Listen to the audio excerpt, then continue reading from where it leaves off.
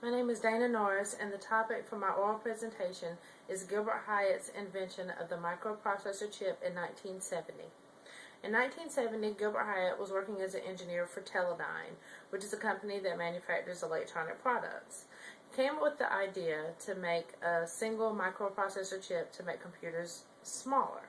So he came up with this idea. He'd make a silicone chip and he'd mount computer components on the chip, and that would basically run your computer. So he had amassed some savings, like $10,000, and what he did, he took that money and made a home lab and set about doing research and development of the single microprocessor chip.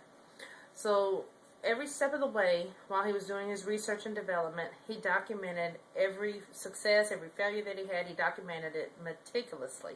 And once he had a working microprocessor chip, he applied for a patent with the U.S. Patent Office. Now, at this point, he wanted to market his invention, but he had run out of money in, self-financing the development of the invention. So he started pitching his idea for the microprocessor chip to different venture capitalists. Two venture capitalists in particular, Richard Noyce and Gilbert Moore, really liked his invention and thought that they could market it successfully. So they decided to go in with him and to invest in his company. And together, all three of them formed a company called Microcomputers, Inc. So what Hyatt and Moore and Noyce wanted to do was to develop a digital computer that would use the microprocessor chip technology, and then it would run machines and tools like in factories and things like that. So Hyatt was more of a technical person, so he set about fine-tuning the invention, while Noyce and Moore, who were more business people, set about securing clients to market this product to. Now, when Noyce and Moore had secured enough clients, they got together with Hyatt to develop some contracts for the clients and also just for the company as a whole.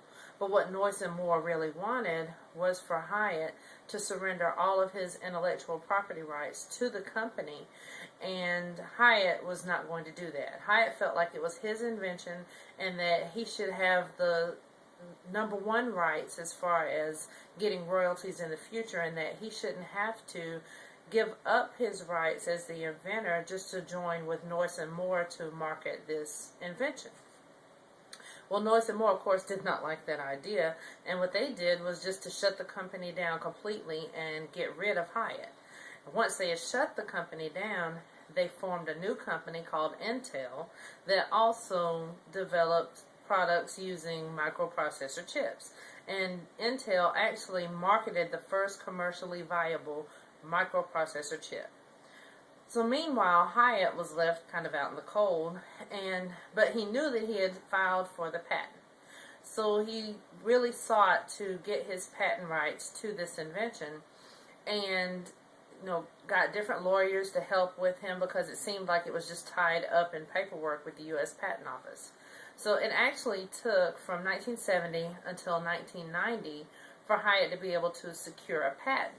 And the problem with this is that in the time that has lapsed from 1970 to the present, almost everything runs on a microprocessor chip. Anything from a little calculator that you may have at home, to a DVD player, to your television, to your car, to your personal computer, all of it runs on the same technology that Hyatt invented.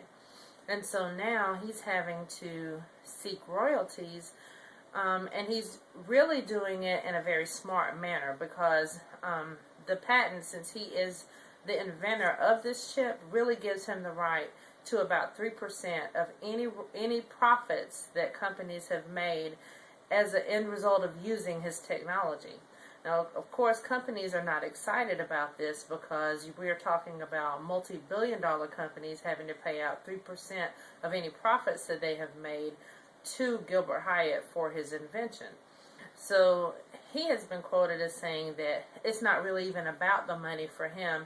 He's not trying to be greedy. All he really wants is recognition as the person who has invented the microprocessor, and also enough royalties just to fund future inventions that he is still developing. He says that his real passion is just inventing. That he has a gift for doing inventions. He's not seeking to be really greedy. It's not about a monetary gain. He just wants the credit that he's due. Some observations that I would like to make are that, one, it seems to me that venture capitalists are opportunists and excessively greedy. I think that Noyce and Moore should have been content with seeing a good idea, being able to invest in a good idea. They would have made profits on the good idea, but it seems to me that they were trying to be greedy and not only have access to get benefits from the idea, but actually control the idea itself. Another point that I would like to make is that the U.S. Patent Office is extremely slow, and that this causes far-reaching problems. I did some research, and even on the U.S. Patent Office website, even in this time, present time, where nothing is having to be done or processed manually, even now it takes an average of 3 to 5 years to secure a patent. And actually they grant you a 20-year time period from the filing date of a patent to the actual date that a patent is granted, that you have protection for up to 20 years. So it is not unusual for a patent to take a really long time. And Hyatt is not the first person to ever be in a patent dispute. Throughout history, there's been many patent disputes for this very same issue.